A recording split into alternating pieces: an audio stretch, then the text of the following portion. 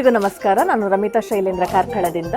ನಾವಿವತ್ತು ಪಂಚನಬೆಟ್ಟು ಹಿರಿಯ ಪ್ರಾಥಮಿಕ ಶಾಲೆಯಲ್ಲಿ ಇದ್ದೇವೆ. ಇದು ಬೈಲೂರಿನ ಸ್ವಲ್ಪ ಸಮೀಪದಲ್ಲಿ ಒಳಗಡೆಯಿಂದ ಹೋಗಬೇಕು. ಈ ಶಾಲೆ ಪುಟ್ಟದಾಗಿದ್ರೂ ಕೂಡ ಒಂದು ಸುಂದರ ಪರಿಸರದಲ್ಲಿದೆ, ಒಂದು ಕಾಡಿನ ಮಧ್ಯೆ ಇದೆ. ಒಂದು ಪ್ರಕೃತಿಯ ಎಂಜಾಯ್ಮೆಂಟ್ ಅನ್ನು ಮಕ್ಕಳು ಹೇಗೆ ಸವಿಬಹುದು ಅಂತ ನಾವು ಈ ಶಾಲೆಯಲ್ಲಿ ಕಲಿಯಬೇಕು. ಈ ಶಾಲೆಗೆ ನನ್ನನ್ನು ಕರೆಸಿರುವ ಉದ್ದೇಶ ಹೇಳಿದ್ರೆ ಪೋಷಕರಿಗೆ ಮಕ್ಕಳ ಜವಾಬ್ದಾರಿಗಳು ಹೇಗೆ ಅಂತ ಹೇಳಿ ಅರ್ಥ ಮಾಡಿಸಿಕೊಳ್ಳುವಂಥದ್ದು, ಮತ್ತೆ ಮಕ್ಕಳ ಎಜುಕೇಶನ್ ನಲ್ಲಿ ನಮ್ಮ ಪಾತ್ರ ಏನು ಅಂತ. ಕೆಲವು ಪೋಷಕರು ಶಾಲೆಗೆ ಕಳಿಸಿದ ತಕ್ಷಣ ನಮ್ಮ ಜವಾಬ್ದಾರಿ ಮುಗೀತು ಅಂತ ಹೇಳಿದ್ದಾರೆ. ಹಾಗಾಗಿ ನಮ್ಮ ಜವಾಬ್ದಾರಿಯನ್ನು ತಿಳಿಸುವಂತಹ ಕೆಲಸಗಳನ್ನು ಇವತ್ತು ನಾನು ಮಾಡಬೇಕಾಗಿದೆ. ಹಾಗಾಗಿ ನಾನು ಇವತ್ತು ಕರೆಸಿದ್ದಾರೆ. ಈ ಶಾಲೆಯ ವಾತಾವರಣವನ್ನು ನೋಡುವಾಗ ಮತ್ತೆ ಈ ಶಾಲೆಯ ಬಗ್ಗೆ ತಿಳ್ಕೊಳ್ಳುವಾಗ ಏನು ವಿಷಯ ಗೊತ್ತಾಯಿತು ಹೇಳಿದ್ರೆ, ಇಲ್ಲಿಯ ಒಂದು ಓಲ್ಡ್ ಸ್ಟೂಡೆಂಟ್ಗಳು, ಇಲ್ಲಿಯ ಹಳೆಯ ವಿದ್ಯಾರ್ಥಿಗಳು ಈ ಶಾಲೆಯನ್ನು ದತ್ತು ತೆಗೆದುಕೊಂಡು, ಅಂದ್ರೆ ಅವರೇ ಒಂದು ಟ್ರಸ್ಟ್ ಅನ್ನು ಮಾಡಿಕೊಂಡು ಈ ಶಾಲೆಯನ್ನು ನಡೆಸ್ತಾ ಇದ್ದಾರೆ. ಇದು ತುಂಬಾ ಹೆಮ್ಮೆಯ ವಿಷಯ.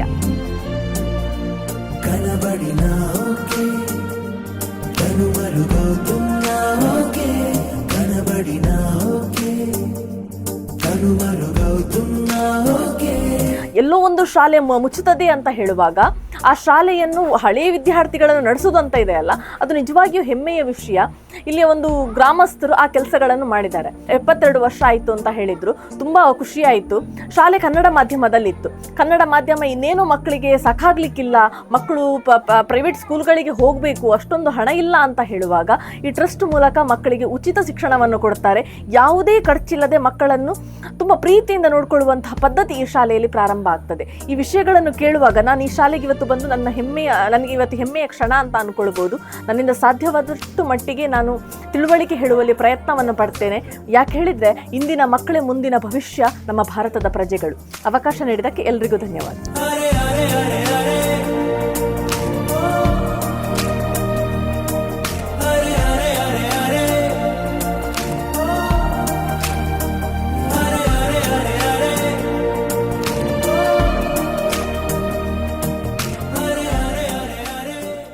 ಪ್ರಾರಂಭದಲ್ಲಿ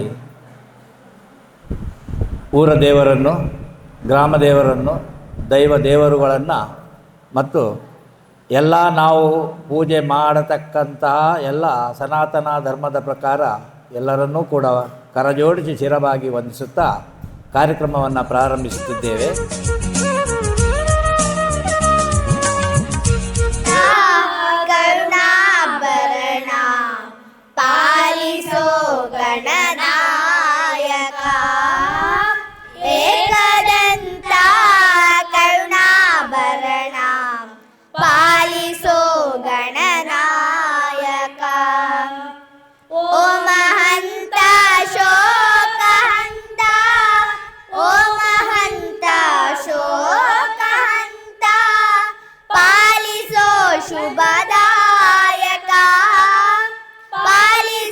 ಶುಭದಾಯಕ ಏಕದಂತ ಕರುಣಾಭರಣ ಪಾಲಿಸೋ ಗಣನಾಯಕ. ಏಕದಂತ ಕರುಣಾಭರಣ ಪಾಲಿಸೋ ಗಣನಾಯಕ. ಹೇ ಶಿವನಂದನ ಭವಾನಿ ನಂದನ ಹೇರಂಬ ವಿನಾಯಕ. ಹೇ ಶಿವನಂದನ ಭವಾನಿ ನಂದನ ಹೇರಂಬ ವಿನಾಯಕ. ಓಂ ಗಣೇಶ ಶ್ರೀ ಗಣೇಶ ಜಯ ಜಯ ಜಯ ಗಣನಾಯಕ. ಓಂ ಗಣೇಶ ಶ್ರೀ ಗಣೇಶ ಜಯ ಜಯ ಜಯ ಗಣನಾಯಕ. ಏಕದಂತ ಕರುಣಾಭರಣ ಪಾಲಿಸೋ ಗಣನಾಯಕ.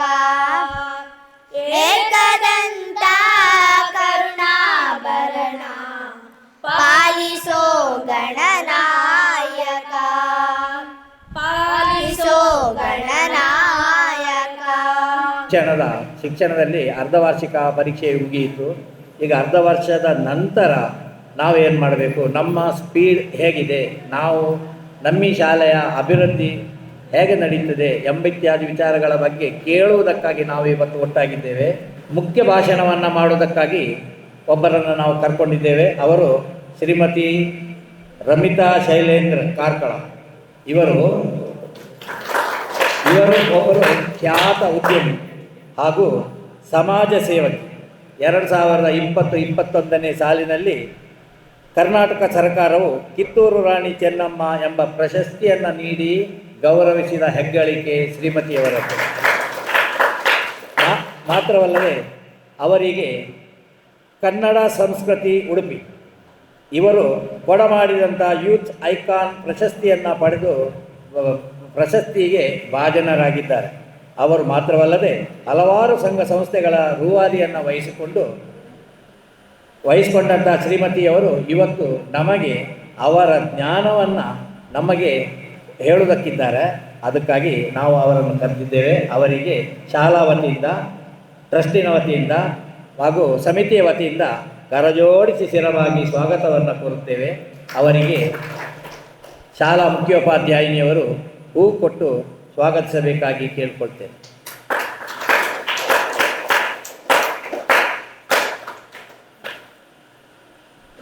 ಧನ್ಯವಾದಗಳು. ಹಾಗೆ ನಮ್ಮಿ ಸಭೆಗೆ ನಮ್ಮ ಟ್ರಸ್ಟಿನ ಉಪಾಧ್ಯಕ್ಷರಾದಂಥ ಎಲ್ಲರಿಗೂ ಚಿರಪರಿಚಿತ ವಾಸುದೇವ್ ಭಟ್ರು ಅವರು ಬಂದಿದ್ದಾರೆ. ಅವರಿಗೂ ಕೂಡ ಅವರ ಬಗ್ಗೆ ಹೇಳಿಕೆಯನ್ನು ಇಲ್ಲ.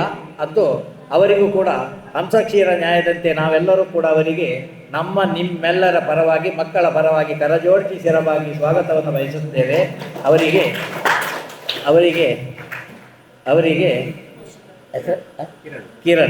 ಕಿರಣ್ ಇವರು ಹೂ ಕೊಟ್ಟು ಸ್ವಾಗತಿಸಬೇಕಾಗಿ ವಿನಮ್ರತೆಯಿಂದ ಕೇಳಿಕೊಡುತ್ತೇವೆ. ಹಾಗೆ ಟ್ರಸ್ಟಿನ ಇನ್ನೋರ್ವರು ಪದಾಧಿಕಾರಿಗಳಿದ್ದಾರೆ. ಎಲ್ಲರಿಗೂ ಕೂಡ ಪರಿಚಿತರಾಗಿದ್ದವರು, ಎಲ್ಲರೂ ಕೂಡ ರೈ ಮ್ಯಾಮ್ ಅಂತ ಹೇಳ್ಕೊಂಡೇ ಕರೆಯುವವರು. ಅವರಿಗೂ ಕೂಡ ನಮ್ಮ ಈ ಕಾರ್ಯಕ್ರಮಕ್ಕೆ ತುಂಬು ಹೃದಯದಿಂದ ಕರಜೋಡಿಸಿ ಸ್ಥಿರವಾಗಿ ಸ್ವಾಗತಿಸುತ್ತೇವೆ. ಅವರಿಗೆ ರೇಷ್ಮಾ ಮ್ಯಾಮ್ ಬಂದು ಅವರಿಗೆ ಒಂದು ಹೂಗುಚ್ಛವನ್ನು ಕೊಟ್ಟು ಶಾಲಾ ಪರವಾಗಿ, ಟ್ರಸ್ಟಿನ ಪರವಾಗಿ, ಸಮಿತಿಯ ಪರವಾಗಿ ಹಾಗೂ ಮಕ್ಕಳೆಲ್ಲರ ಪರವಾಗಿ, ಶಿಕ್ಷಕರ ಪರವಾಗಿ ತುಂಬು ಹೃದಯದಿಂದ ಸ್ವಾಗತವನ್ನು ಕೋರುತ್ತೇವೆ. ಹಾಗೆ ಇನ್ನೋರ್ವರಿದ್ದಾರೆ, ಇಡೀ ನಮ್ಮನ್ನೆಲ್ಲ ತಿರುಗಿಸುವವರು, ಎಲ್ಲ ಕಡೆಗೆ ಕರ್ಕೊಂಡು ಹೋಗುವವರು, ಕೆಲಸವನ್ನು ಕ್ರಮಬದ್ಧವಾಗಿ ನಡೆಸುವಂಥ ಶಾಲಾ ಮುಖ್ಯೋಪಾಧ್ಯಾಯಿನಿಯವರಿದ್ದಾರೆ. ಅವರಿಗೆ ಶಾಲಾ ಪರವಾಗಿ, ಅವರಿಗೆ ಟ್ರಸ್ಟಿನ ಪರವಾಗಿ, ಸಮಿತಿಯ ಪರವಾಗಿ, ನಿಮ್ಮೆಲ್ಲರ ಪರವಾಗಿ ತುಂಬು ಹೃದಯದಿಂದ ಸ್ವಾಗತಿಸ್ತೇವೆ. ಅವರಿಗೆ ಕೀರ್ತಿ ಮ್ಯಾಮ್ ಅವರು ಬಂದು ಹೂಗುಚ್ಛವನ್ನು ಕೊಟ್ಟು ನಿಮ್ಮೆಲ್ಲರ ಪರವಾಗಿ ಸ್ವಾಗತಿಸಬೇಕಾಗಿ ಕೇಳಿಕೊಳ್ತೇವೆ. ಧನ್ಯವಾದಗಳು. ಅದು ಸೇರಿದ್ದೇವೆ. ಇದಕ್ಕೆ ಒಂದು ಸ್ವಲ್ಪ ಕಾರಣ, ಮೇಡಮ್ ಎಲ್ಲವನ್ನು ಹೇಳ್ತಾರೆ, ಆದರೆ ಎಂಕಲ್ ಎನ್ಕೊಂಡು ಮುಂದೆ ಕುಲ್ಲದಿರತ್ತ ತಾಯಿಗೆ ಅಂತ ಗೊತ್ತಾಗಬೇಕಲ್ಲ. ಅದಕ್ಕಾಗಿ ನಾನೊಂದು ಸ್ವಲ್ಪ ಅಭಿಪ್ರಾಯವನ್ನು ಹೇಳ್ತೇನೆ. ನಾವೆಲ್ಲರೂ ಕೂಡ ನಮ್ಮ ಮಕ್ಕಳನ್ನು ಉತ್ತಮ ಡ್ರೆಸ್ ಮಾಡಿಕೊಂಡು ನೀಟಾಗಿ ಶಾಲೆಗೆ ಕಳಿಸ್ತೇವೆ. ಮಗು ಶಾಲೆಗೆ ಬರ್ತದೆ. ಮತ್ತು ಕೆಲವೊಂದು ಸಮಯಗಳಲ್ಲಿ ಅನಾನುಕೂಲದಲ್ಲಿ ಆ್ಯಬ್ಸೆಂಟ್ ಆಗ್ತಾ ಇದ್ದೇವೆ. ಇತ್ತೀಚೆಗೆ ನಾನು ಕಂಡುಕೊಂಡಂಥ ಪ್ರಕಾರ ಆ್ಯಬ್ಸೆಂಟ್ ಆಗ್ತಾರೆ, ಅಸೌಖ್ಯ ಇದ್ದರೆ ಆ್ಯಬ್ಸೆಂಟ್ ಆಗಬೇಕು. ಆದರೆ ಮನೆಯವರು ಒಂದು ಶಾಲಾ ಶಿಕ್ಷಕಿಯರಿಗೆ, ಕ್ಲಾಸ್ ಟೀಚರಿಗೆ ಒಂದು ತಿಳಿಸಿದರೆ ಅತಿ ಉತ್ತಮವಾಗಿದೆ. ಮಾತ್ರವಲ್ಲ, ಮಗುವಿನ ಶಿಕ್ಷಣದ ಬಗ್ಗೆ ಸ್ವಲ್ಪ ಗಮನ ಕೊಡಿ. ನಾವು ಹಂಸಕ್ಷೀರ ನ್ಯಾಯವನ್ನು ಇರಿಸಿಕೊಂಡು ಸಾಧ್ಯವಿದ್ದಷ್ಟು, ಸಾಧನೆಗೆ ಅಸಾಧ್ಯವಾದದ್ದು ಯಾವುದೂ ಇಲ್ಲ ಎಂಬುದನ್ನು ಮನಗಂಡು ಮಗುವಿಗೆ ಆದಷ್ಟು ಉತ್ತಮವಾಗಿ ಕನ್ನಡ ವರ್ಷನ್, ಹಾಗೆ ಇಂಗ್ಲೀಷ್, ಸ್ಪೋಕನ್ ಇಂಗ್ಲೀಷ್ ಅದನ್ನು ಕೂಡ ಕಲಿಸ್ತಾ ಇದ್ದೇವೆ. ಮಗುವಿಗೆ ಕೆಲವರು ಹೇಳ್ತಾರೆ ಎಣಿಸಬಹುದು, ಮಗುವಿಗೆ ಸ್ವಲ್ಪ ಲೋಡ್ ಆಗೋದಿಲ್ವಾ ಅಂತ. ಆಗೋದಿಲ್ಲ. ಯಾಕಂತ ಹೇಳಿದರೆ ಇದಕ್ಕಿಂತ ಸಣ್ಣ ಮಕ್ಕಳು, ನೀವು CBSE ಸಿಲೆಬಸ್ಸಿಗೆ ಹೋದರೆ ಗೊತ್ತಾಗ್ತದೆ, ಪ್ಲಸ್ ಅದರ ಮೇಲೆ ಹಿಂದಿ ಸಹಿತವಿದೆ ಅವರಿಗೆ ಅನ್ನುವಾಗ ನಮಗೆ ಎಲ್ಲ ಮಕ್ಕಳೇ. ವ್ಯತ್ಯಾಸ ಸ್ವಲ್ಪ ದೇಹದ ಆರ್ಢ್ಯತೆಯಲ್ಲಿ ವ್ಯತ್ಯಾಸ ಇರ್ಬೋದು. ಆದ್ದರಿಂದ ತಾವೆಲ್ಲರೂ ಕೂಡ ಒಂದು ಸ್ವಲ್ಪ ಅದರ ಬಗ್ಗೆ ಗಮನವನ್ನು ಕೊಡಬೇಕು. ಮತ್ತು ಇನ್ನೊಂದು, ಮಗುವಿನ ಮುಂದೆ ನಮ್ಮ ಶಿಕ್ಷಕರನ್ನು ನಾನೊಂದು 3 ಕಡೆಗಳಲ್ಲಿ ಗಮನದಲ್ಲಿ ಇರಿಸಿದೆ. ನನಗೆ ತಲೆಯಿಂದ ತಲೆಗೆ ಅಂಥದ್ದನ್ನು ಖಂಡಿತವಾಗಿಯೂ ಗುರುಭ್ಯೋ ನಮಃ ಅಂತ ಹೇಳಿದರೆ, ಗುರು ಯಾವುದನ್ನು ಕಲಿಸಿದರೂ ಅವರು ಗುರುಗಳೇ. ಆದ್ದರಿಂದ ಗುರುಗಳಿಗೆ ನಾವು ಏನು ಹೇಳ್ತೇವೆ, ಖಂಡಿತವಾಗಿ ನೋಯಿಸಬಾರದು. ಯಾಕಂದರೆ ನಾನು ಕೂಡ 40 ವರ್ಷಗಳ ಕಾಲ ಸೇವೆ ಮಾಡಿದವ. ಇದರಲ್ಲಿ ಕೆಲವು ತಲೆಯವರವರು ಇದ್ದಾರೆ, ನನ್ನನ್ನು ಅವರು ಸಣ್ಣ ಮಗು ಇರುವಾಗ ನೋಡಿದವರು ಇದ್ದಾರೆ. ಅಂದರೆ ನಾನು ಅವರ ಶಿಕ್ಷಕನಾಗಿದ್ದೆ.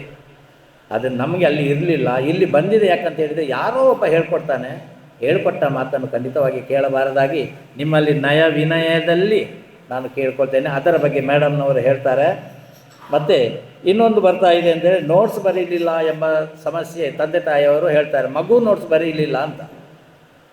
ತರಗತಿಯಲ್ಲಿ ನಾವು ಕರೆಕ್ಟಾಗಿ ನೋಟ್ಸನ್ನು ಬರೆಸ್ಕೊಡ್ತೇವೆ. ಕೆಲವು ಮಕ್ಕಳ ಸ್ಪೀಡ್ ಕಮ್ಮಿ ಇದೆ, ಇನ್ನು ಕೆಲವರು ಮಕ್ಕಳು ಸ್ವಲ್ಪ ಏನು ಮಾಡುವುದು, ದೈವದತ್ತವಾಗಿ ಬಂದದ್ದು ಸ್ವಲ್ಪ ಹಿಂದೆ ಇದ್ದಾರೆ. ಪ್ರಯತ್ನ ಪಡಿಸ್ತೇವೆ. ಆವಾಗ ಏನಾಗ್ತದೆ ಅಂತ ಹೇಳಿದರೆ, ಸ್ವಲ್ಪ ಬೇಗ ಬರಿಯಾ ಅಂತ ಹೇಳ್ಕೊಂಡು ನಾವೊಂದು, ನಿಮ್ಗೆ ಗೊತ್ತಿದೆ, ಸ್ವಲ್ಪ ಸ್ಟ್ರಾಂಗ್ ಇದು ವಾಯ್ಸಲ್ಲಿ ಪೆಟ್ಟು ಕೊಡುವುದಿಲ್ಲ, ಗದರಿಸುವುದಿಲ್ಲ, ಆದರೆ ವಾಯ್ಸನ್ನು ಒಂದು ಸ್ವಲ್ಪ ರೈಸ್ ಮಾಡ್ತೇವೆ. ಆಗ ಒಂದು 2 ಜನರದ್ದು ಬಂತು. ನಾನು ಇದು ಏನು ಹೇಳ್ತಾರೆ ಗೊತ್ತುಂಟು, ಈಗ ನಾವು ಹೇಳದೆ ಮತ್ತು ಯಾವಾಗಲೂ ಹೇಳಲಿಕ್ಕೆ ಸಾಧ್ಯ ಇಲ್ಲ, ಒಬ್ಬೊಬ್ಬರಿಗೆ ಹೇಳಲಿಕ್ಕೆ ಆಗೋದಿಲ್ಲ. ಎನ್ನ ಬಾಲೆಗೆ ಇದು ಜೋರು ಮಲ್ತಿಕೊಂಡೆ ಬಾಲೆಗೆ ಕೋಡಿಗೆ ಅದು ಚಳಿಗಾರ ಬರ್ತದೆ ಅಂತಾರೆ. ಅದು ಒಂದು ನಿಜವಾಗಿ 100ಕ್ಕೆ 100 ಕೂಡ ತಪ್ಪು ಸುಳ್ಳು. ಆಗ ನಾವು ಆಲೋಚಿಸ್ತೇವೆ ಏನಂತ ಹೇಳಿದರೆ, ಈ ಮನುಷ್ಯನಿಗೆ ಏನೋ ಸಮಥಿಂಗ್ ಈಸ್ ರಾಂಗ್ ಅಂತ ಎಣಿಸ್ತೇವೆ. ಹಾಗೆ ಆಗಬೇಕು. ಖಂಡಿತವಾಗಿ ಎಲ್ಲವೂ ಫ್ರೀ ಇರುವಾಗ, ಎಲ್ಲ A to Z ಫ್ರೀ ಇರುವಾಗ ಆ ಥರ ಮಾಡಿದಾಗ ಸ್ವಲ್ಪ ಶಿಕ್ಷಕರಿಗೆ ನೋವಾಗ್ತದೆ. ಅವ್ರ ನೋವು ಯಾರ ಹತ್ರ ಹೇಳ್ಕೊಳ್ತಾರೆ, ನನ್ನ ಹತ್ರ ಹೇಳ್ಕೊಳ್ತಾರೆ, ನಾನು ಅವರಿಗೆ ಮತ್ತೆ ಸಮಾಧಾನ ಮಾಡೋದು, ಏನು ಮಾಡೋದು. ಆದ್ದರಿಂದ ಅದರ ಬಗ್ಗೆ ಒಂದು ಸ್ವಲ್ಪ ಗಮನವನ್ನು ನೀಡಿ. ಇನ್ನೊಂದು ಮನೆಯಲ್ಲಿ ಇನ್ನೊಂದು ದೊಡ್ಡದು, ಅಲ್ಲಿ ಇದು ಲಾಸ್ಟ್ ಹೇಳ್ತೇನೆ, ಇದೊಂದು ದೊಡ್ಡ ಸಮಸ್ಯೆ ಅಂತ ಹೇಳಿದರೆ, ಮನೆಯಲ್ಲಿ ನಾವು ಇಷ್ಟು ಕೆಲಸ ಕೊಡ್ತೇವೆ, ಮನೆಯಲ್ಲಿ ಸಾಧ್ಯವಿದ್ದಷ್ಟು ಮಾಡದಂತೆ ಸ್ವಲ್ಪ ಮಟ್ಟಿದ್ದು ಕೊಡ್ತೇವೆ. ಆದರೂ ಮಗು ಏನು ಮಾಡ್ತದೆ, ಇವತ್ತು ಹೋದ ಚೀಲ ತೆಗೆದು ಬಿಸಾಡಿದ, ಅದೇನೋ ಸಮಥಿಂಗ್ ಮಾಡ್ತಾರೆ, ನಮ್ಗೆ ಗೊತ್ತಿಲ್ಲ, ಅದು ನಿಮ್ಮ ಕೈಯಲ್ಲಿದೆ. ನಾಳೆ ಅದೇ ಚೀಲವನ್ನು ಹೊತ್ಕೊಂಡು ಒಳಗೆ ಬರ್ತಾನೆ. ಕಾಪಿ ಬರೀಲಿಲ್ಲ, ನೋಟ್ಸ್ ಕಂಪ್ಲೀಟ್ ಆಗಲಿಲ್ಲ, ಬಾಯಾಟ ಮಾಡಲಿಲ್ಲ, ಡಿಕ್ಟೇಷನ್ ಬರೀಲಿಲ್ಲ. ಆವಾಗ ನಾವು ಖಂಡಿತವಾಗಿ ಜೋರು ಮಾಡ್ತೇವೆ. ಜೋರು ಮಾಡೋದು ಉಪಾಯ ಇಲ್ಲ. ಒಬ್ಬನನ್ನು ಫ್ರೀ ಬಿಟ್ಟರೆ ಆಗಿಬಿಡ್ತಾರೆ ರಿಂಗ್ದಾನೆ. ಮಕ್ಕಳು ಮೊದಲು ಮಾಡೋದು ಟ್ಯಾಲಿ. ದಯವಿಟ್ಟು ಅದೊಂದು ಮಾಡದೆ ಸ್ವಲ್ಪ ನೀವು ನೋಡ್ಬೇಕು ಅಂತ ಹೇಳ್ಕೊಂಡು ಕೇಳಿಕೊಡುತ್ತಾ, ಜ್ಞಾನಾಗ್ರೇಸರರು ಕ್ಷತ್ರಿಯ ಕುಮಾರರಂಥ ರಾಜಯೋಗಿತ ಸಕಲ ವಿದ್ಯಾ ಪಾರಂಗತರಾದಂಥ ಶ್ರೀಮತಿ ರಮಿತಾ ಶೈಲೇಂದ್ರ ಇವರಿಗೆ ಸ್ಟೇಜನ್ನು ಬಿಟ್ಟುಕೊಡ್ತೇವೆ. ಮಾಲಯ ಕಿರೀಟಿನಿ ಬ್ರಹ್ಮರಾಜಶ್ರೀ ರತ್ನಾಡ್ಯಂ ವಂದೇ ಭಾರತ ಮಾತರಂ. ಭಾರತ ಮಾತೆಯ ಪಾದಗಳಿಗೆ ನಮಸ್ಕಾರ ಮಾಡಿಕೊಳ್ಳುತ್ತಾ, ಸ್ಥಳೀಯ ಸಾನ್ನಿಧ್ಯ ದೇವರ ಆಶೀರ್ವಾದಗಳನ್ನು ಪಡ್ಕೊಳ್ಳುತ್ತಾ, ವೇದಿಕೆಯ ಮೇಲಿರುವಂತಹ ಎಲ್ಲ ಮಹನೀಯರೇ, ಹಾಗೆ ಇಲ್ಲಿ ನೆರೆದಿರುವಂತಹ ಎಲ್ಲ ಪೋಷಕರೇ ಮತ್ತು ಪುಟಾಣಿಗಳೇ, ಸರಸ್ವತಿ ದೇವಿಯನ್ನು ನಾವು ನೋಡಿದ್ದೇವೆ. ಸರಸ್ವತಿ ದೇವಿ ವಿದ್ಯೆಗೆ ಅಧಿಪತಿ. ಆಕೆ ಎಲ್ಲಿ ಕೂತ್ಕೊಂಡಿರ್ತಾಳೆ ಹೇಳಿದರೆ, ಆಕೆಯ ಪೀಠ ಕಲ್ಲಿನ ಪೀಠ ಅಂತೆ. ಯಾವುದೇ ವಜ್ರಖಚಿತ ಆಸನದಲ್ಲಿ ಅವಳು ಕೂತ್ಕೊಳ್ಳುವುದಿಲ್ಲ. ಯಾಕೆ ಹೇಳಿದರೆ, ಆ ಕಲ್ಲು ಹೇಗೆ ಒಂದು ಶಿಲೆಯಾಗಿ ನಿಂತಿದೆ ಹೇಳಿದರೆ ಅದಷ್ಟು ಗಟ್ಟಿಯಾಗಿ ಇದೆ. ಹಾಗೆ ವಿದ್ಯೆಯು ಕೂಡ ಅಷ್ಟು ಸುಲಭದಲ್ಲಿ ಒಲಿಯುವಂಥದ್ದು ಅಲ್ಲ. ಅದಕ್ಕೆ ತುಂಬ ಶ್ರಮ ಪಡಬೇಕು. ಆ ಶ್ರಮದಲ್ಲಿ ಮಾತ್ರ ನಾವು ಕಲ್ಲಾಗಲಿಕ್ಕೆ ಸಾಧ್ಯ ಅಂತ. ನಾವೆಲ್ಲ ಇವತ್ತು ಪೋಷಕರಿದ್ದೇವೆ. ನಾವೆಲ್ಲ ಶಾಲಾ ದಿನಗಳನ್ನು ಕಲಿತು ಇವತ್ತೊಂದು ಸಮೃದ್ಧವಾಗಿ, ಒಂದು ಸದೃಢವಾಗಿ ಸಮಾಜವನ್ನು ಎದುರಿಸ್ತಾ ಇದ್ದೇವೆ. ನಮ್ಮ ಸಮಾಜದ ಎದುರಿರುವಂಥದ್ದು ನಮ್ಮ ಪುಟಾಣಿಗಳು, ಅಂದರೆ ನಮ್ಮ ಮಕ್ಕಳು. ಹಾಗಾದರೆ ನಮ್ಮ ಮಕ್ಕಳನ್ನು ನಾವು ಕಲ್ಲಾಗಿಸೋದು ಹೇಗೆ ಅಂತ, ಕಲ್ಲಾಗಿಸೋದು ಹೇಳಿದರೆ ವಿದ್ಯಾವಂತರನ್ನಾಗಿ ಮಾಡೋದು ಹೇಗೆ ಅಂತ. ಇದರ ಜವಾಬ್ದಾರಿ ಯಾರದ್ದು? ಪೋಷಕರದ್ದ, ಸಮಾಜದ, ಶಿಕ್ಷಕರದ? ಇದೇ ಇವತ್ತು ನಿಜವಾದ ಚರ್ಚೆಯ ವಿಷಯ ಅಂತ. ಒಂದು ಮಗು ಸಮಾಜಕ್ಕೆ ಬರ್ತಾ ಇದೆ ಅಂತ ಹೇಳಿದರೆ ಮೊದಲಿಗೆ ಅದರ ಪೀಠ ಯಾವುದು ಹೇಳಿದರೆ ಮನೆಯೇ ವೇದಶಾಲೆ, ಮನೆಯೇ ಎಲ್ಲ, ಮನೆಯೇ ಸರ್ವಸ್ವ.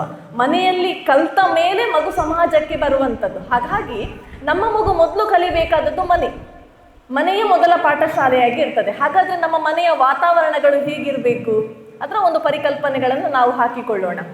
ಇಲ್ಲಿ ಲಕ್ಷಾಧಿಪತಿಗಳು ಇರಬಹುದು, ಸಾವಿರಾರು ಹಣಗಳನ್ನು ಗಳಿಸುವವರು ಇರ್ಬೋದು, ಇಲ್ಲ 100 ರೂಪಾಯಿ ಗಳಿಸುವವರು ಇರ್ಬೋದು, ವ್ಯತ್ಯಾಸಗಳಿರ್ಬೋದು ಪೋಷಕರಲ್ಲಿ.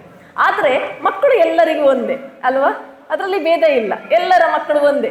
ಶ್ರೀಮಂತನ ಮಗು ಕೂಡ ತಿನ್ನುವಂಥದ್ದು ಅನ್ನವೇ, ಬಡವನ ಮಗು ತಿನ್ನುವಂಥದ್ದು ಕೂಡ ಅನ್ನವೇ. ಹಾಗಾಗಿ ಅದರಲ್ಲಿ ಯಾವುದೇ ವ್ಯತ್ಯಾಸ ಇಲ್ಲ. ಇಲ್ಲಿ ಮಕ್ಕಳಲ್ಲಿ ಕೂಡ ಗೊಂದಲಗಳು ಬೇಡ.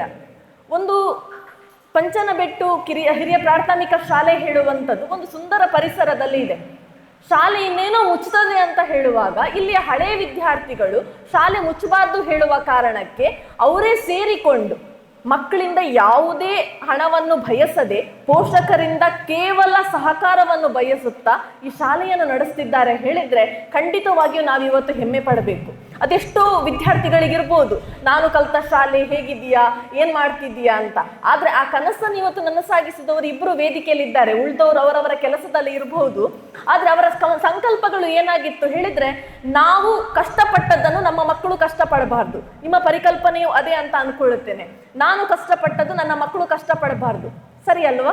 ಹಾಗಾದರೆ ಈ ಶಾಲೆ ಉದ್ದೇಶ ಏನಿದೆ ಅಂತ ಹೇಳಿದರೆ, ಮಕ್ಕಳಿಗೆ ವಿದ್ಯೆಯನ್ನು ನೀಡುವಂಥದ್ದು. ನಾವು ಪೋಷಕರಾಗಿ ನಮ್ಮ ಪಾತ್ರ ಏನು ಅಂತ. ಮಕ್ಕಳು ಶಾಲೆಯಿಂದ ಮನೆಗೆ ಬರ್ತಾರೆ, ಮನೆಗೆ ಬಂದಾಗ ಹೇಳಿದ್ರು ಅಧ್ಯಾಪಕರು ಹೋಮ್ವರ್ಕ್ಗಳನ್ನು ಹಾಗೇ ಇಟ್ಟಿರ್ತಾರೆ, ಬೆಳಿಗ್ಗೆ ಹೊತ್ಕೊಂಡು ಹೋಗ್ತಾರೆ ಅಂತ. ಆ ಮಧ್ಯದಲ್ಲಿ ಮಕ್ಕಳು ಏನು ಮಾಡ್ತಾರೆ? ಶಾಲೆಯಲ್ಲಿ ಮಕ್ಕಳು ಇರುವಂಥದ್ದು ಕೇವಲ 7 ಗಂಟೆ, ಉಳಿದ ಸಮಯವನ್ನು ಮಕ್ಕಳು ಸಮಾಜದಲ್ಲಿ ಕಳೀತಾರೆ, ಮನೆಯಲ್ಲಿ ಕಳೀತಾರೆ. ಹಾಗಾದ್ರೆ ಸಮಾಜವನ್ನು ಬಿಟ್ಟು ಬಿಡೋಣ, ಮನೆಯನ್ನು ಒಮ್ಮೆ ತಗೊಳ್ಳೋಣ. ಮನೆಗೆ ಬಂದ ಮಗುವಿಗೆ ನಾವು ಏನ್ ಮಾಡ್ತಾ ಇದ್ದೇವೆ? ಆಯ್ತು, ಅಪ್ಪ ಅಮ್ಮ ಇಬ್ರು ಬ್ಯುಸಿ. ಯಾಕೆ ಹೇಳಿದ್ರೆ ಇವತ್ತು ಸಮಾಜವನ್ನು ಲೀಡ್ ಮಾಡಬೇಕು ಹೇಳಿದ್ರೆ ನಾವು ಖಂಡಿತವಾಗಿಯೂ ಬ್ಯುಸಿ ಆಗಿರ್ಲೇಬೇಕು, ಇಲ್ಲದಿದ್ರೆ ಸಮಾಜವನ್ನು ಎದುರಿಸಲಿಕ್ಕೆ ಸಾಧ್ಯ ಇಲ್ಲ. ಅಪ್ಪ ಅಮ್ಮ ಇಬ್ರು ಕೆಲಸಕ್ಕೆ ಹೋದ್ರೆ ಮಾತ್ರ ಮಕ್ಕಳನ್ನು ಇವತ್ತು ಸಾಕ್ಲಿಕ್ಕೆ ಆಗ್ತಾ ಇರುವಂತದ್ದು. ನಾವು ಯಾರಿಗಾಗಿ ಬದುಕ್ತಾ ಇದ್ದೇವೆ? ಮಕ್ಕಳಿಗಾಗಿ ಬದುಕ್ತಾ ಇದ್ದೇವೆ. ನಮ್ಮ ಬ್ಯುಸಿ ಶೆಡ್ಯೂಲ್ಗಳಲ್ಲಿ ನಾವು ಮಕ್ಕಳನ್ನು ಮರೆತರೆ ಹೇಗೆ ಅಂತ ಹೇಳುವಂತ ಆಲೋಚನೆಗಳನ್ನು ಮಾಡಬೇಕು. ಒಂದು ಹೊತ್ತು ನಮ್ಮ ಮಕ್ಕಳ ಜೊತೆ ನಾವು ಮಾತಾಡ್ತಾ ಇದ್ದೇವಾ? ಮಕ್ಕಳ ಹತ್ರ ಮಾತುಕತೆ ಇವತ್ತು ಹೇಗಿದೆ ಅಂತ ಹೇಳಿದ್ರೆ, ಹೋಮ್ವರ್ಕ್ ಆಯ್ತಾ, ಊಟ ಆಯ್ತಾ, ಬರ್ತೀಯಾ, ಕೂತ್ಕೋ, ಇದು ಪೋಷಕರು ಮಕ್ಕಳ ಹತ್ರ ಮಾತಾಡುವಂಥದ್ದು. ಹಾಗಾದ್ರೆ ಆ ಮಕ್ಕಳು ಮನೆಯಲ್ಲಿ ಸರಿ ಅಲ್ವಾ? ಮಕ್ಕಳು ಮನಸ್ಸಲ್ಲಿರುವ ಮಾತನ್ನು ಯಾರ ಹತ್ರ ಹೇಳಬೇಕು? ಅವರು ಸಮಾಜದ ಎದುರಿಗೆ ಹೇಳಲಿಕ್ಕೆ ಹೋಗ್ತಾರೆ. ಸಮಾಜ ಎಲ್ಲ ಒಂದೇ ರೀತಿ ಇರುವುದಿಲ್ಲ. ಶಾಲೆಯಲ್ಲಿ ಸತ್ಯವನ್ನೇ ನುಡಿಬೇಕು ಅಂತ ಹೇಳಿಕೊಟ್ಟಾಗ ಸಮಾಜದಲ್ಲಿ ಸುಳ್ಳನ್ನು ಹೇಳುವಂತ ಅವಕಾಶಗಳು ಇರ್ತದೆ. ಆದ್ರೆ ಮನೆಯ ವಾತಾವರಣ ಹಾಗಿರುವುದಿಲ್ಲ. ಹಾಗಾದ್ರೆ ಮನೆಯ ವಾತಾವರಣವನ್ನು ಸದೃಢವಾಗಿ ಮಕ್ಕಳಿಗೆ ರೂಪಿಸುವಂಥದ್ದು. ತಂದೆಯ ಪಾತ್ರಕ್ಕಿಂತ ಇಲ್ಲಿ ತಾಯಿಯ ಪಾತ್ರ ಹೆಚ್ಚು. ಯಾಕೆ ಹೇಳಿದ್ರೆ ತಾಯಿಯಲ್ಲಿ ಆಧಾರ ಸ್ತಂಭವಾಗಿರ್ತಾಳೆ. ತಾಯಿ ಹೇಳುವಂತವಳು ಸೀರಿಯಲ್ನ ಗೊಂಬೆಗಳಾಗಬಾರ್ದು. ಮಕ್ಕಳು ಓದಬೇಕು ಹೇಳಿದ್ರೆ, ನಾನು ಆ ಸಂದರ್ಭದಲ್ಲಿ ನಾನಿವತ್ತು ವಿದ್ಯಾವಂತೆ ಆಗಿರದೇ ಇರಬಹುದು, ಆದ್ರೆ ಒಂದು ಪುಸ್ತಕವನ್ನು ಹಿಡ್ಕೊಂಡು ಮಗುವಿನ ಹತ್ರ ಸಮಯ ಕಳಿಬಹುದಲ್ಲ, 2 ಗಂಟೆ. ಆ 2 ಗಂಟೆ ಮಕ್ಕಳು ಓದ್ತಾ ಇದ್ದಾರೆ ಹೇಳುವಾಗ ನಾನು ಮೊಬೈಲ್ ಹಿಡ್ಕೊಂಡಿದ್ರೆ ಆ ಮಕ್ಕಳು ಯಾವ ಕಡೆಗೆ ಆಕರ್ಷಿತರಾಗ್ತಾರೆ? ನಾವು ಟಿವಿ ನೋಡ್ತಾ ಇದ್ದೇವೆ ಹೇಳಿದ್ರೆ ನಮ್ಮ ಮಕ್ಕಳು ಯಾವ ಕಡೆಗೆ ಆಕರ್ಷಿತರಾಗ್ತಾರೆ ಅಂತ ಒಂದು ಪರಿಕಲ್ಪನೆಗಳನ್ನ ಹಾಕೊಳ್ಳೋಣ. ಹಾಗಾದ್ರೆ ಮಕ್ಕಳು ಓದ್ತಾ ಇದ್ದಾರೆ ಹೇಳುವಾಗ ಮೊದಲಿಗೆ ಪೋಷಕರು ಓದು ಅಥವಾ ಮಕ್ಕಳೊಟ್ಟಿಗೆ ಕೂತ್ಕೊಳ್ಳುವಂತ ಒಂದು ಪರಿಕಲ್ಪನೆಗಳನ್ನು ಮಾಡಬೇಕು. ನೀವು ನೋಡ್ಬೋದು, ಚಿಕ್ಕ ಮಕ್ಕಳು ತುಂಬಾ ಮುಕ್ತವಾಗಿ ಮಾತಾಡ್ತಾರೆ. ಮುಕ್ತವಾಗಿ ಮಾತಾಡ್ತಿದ್ದಾರೆ ಹೇಳಿದ್ರೆ ಅವರ ಮನಸ್ಸಲ್ಲಿ ಇರುವಂತದ್ದನ್ನು ಅವರು ಹೇಳ್ತಾ ಇದ್ದಾರೆ. ನಮಗೆ ಕೇಳಲಿಕ್ಕೆ ಪುರ್ಸೋತೇ ಇರುವುದಿಲ್ಲ. ಹಾಗೆ ಮಾಡಬೇಡಿ. ಯಾಕೆ ಹೇಳಿದ್ರೆ ಮಕ್ಕಳ ಮನಸ್ಸಿನ ಭಾವನೆಗಳನ್ನು ನಾವು ಯಾವಾಗ ಕೇಳ್ತೇವೆ ಆವಾಗ ಮಕ್ಕಳನ್ನು ನಾವು ಬೆಳೆಸ್ತಾ ಇದ್ದೇವೆ ಅಂತ. ನಮ್ಮ ಇಡೀ ಜೀವನವನ್ನು ನಾವು ಮಕ್ಕಳಿಗಾಗಿ ಇಡ್ತಾ ಇದ್ದೇವೆ. ಹಾಗಾದ್ರೆ ಮಕ್ಕಳಿಗೆ ಒಂದು ಹೂಡಿಕೆ ಮಾಡಬೇಕು ಹೇಳಿದ್ರೆ ಹಣ ಮಾತ್ರ ಹೂಡಿಕೆ ಅಲ್ಲ, ನಮ್ಮ ಸಮಯವೂ ಮಕ್ಕಳಿಗೋಸ್ಕರ ಹೂಡಿಕೆಗಳಾಗಬೇಕು. ಇನ್ನು ಶಿಕ್ಷಕರ ಮನಸ್ಸಲ್ಲಿ ಇದೆ. ನಾನು ಶಿಕ್ಷಕರನ್ನು ತಗೊಳ್ತೇನೆ. ನಾವು ಓದಿಸಿ ಬಿಡ್ತೇವೆ ಮಕ್ಕಳನ್ನು, ಮತ್ತೆ ಶಾಲೆಯಿಂದ ಜವಾಬ್ದಾರಿ ಮುಗೀತು, ಅದು ಪೋಷಕರ ಜವಾಬ್ದಾರಿ ಅಂತ ಇಲ್ಲ. ಶಿಕ್ಷಕರು ಬೆಳಿಗ್ಗೆಯಿಂದ ಅವರ ಮನೆ ಕೆಲಸಗಳನ್ನು ಮಾಡಿಕೊಂಡು ಸಮಾಜಕ್ಕೆ ಬರ್ತಾ ಇದ್ದಾರೆ ಹೇಳಿದ್ರೆ ಅವರ ಹೊಟ್ಟೆಪಾಡು ಇರ್ತದೆ. ಅದರ ಜೊತೆ ನನ್ನ ಜ್ಞಾನಗಳನ್ನು ಮಕ್ಕಳಿಗೆ ಹಂಚಬೇಕು ಅಂತ. ಇಲ್ಲಿರುವಂತ ಸಮಾಜದಲ್ಲಿರುವಂತ ಎಲ್ಲಾ ಶಿಕ್ಷಕರು ಸಂಬಳಕ್ಕಾಗಿ ಕೆಲಸ ಮಾಡ್ತಾ ಇಲ್ಲ, ಅವರ ಮನಃಶಾಂತಿಗಾಗಿಯೂ ಕೆಲಸ ಮಾಡುವವರು ಇದ್ದಾರೆ. ನಾನು ಕಲ್ತಿರುವ ವಿದ್ಯೆ ವೇಸ್ಟ್ ಆಗ್ಬಾರ್ದು, ಅದು ಇನ್ನೊಬ್ಬರಿಗೆ ಉಪಕಾರ ಆಗ್ಲಿ ಅಂತ ಹೇಳುವಂತ ಅದೆಷ್ಟೋ ಶಿಕ್ಷಕರಿದ್ದಾರೆ. ಹಾಗಾದ್ರೆ ಶಿಕ್ಷಕರನ್ನು ನಾವು ತುಂಬಾ ಗೌರವ ಕೊಡಬೇಕು.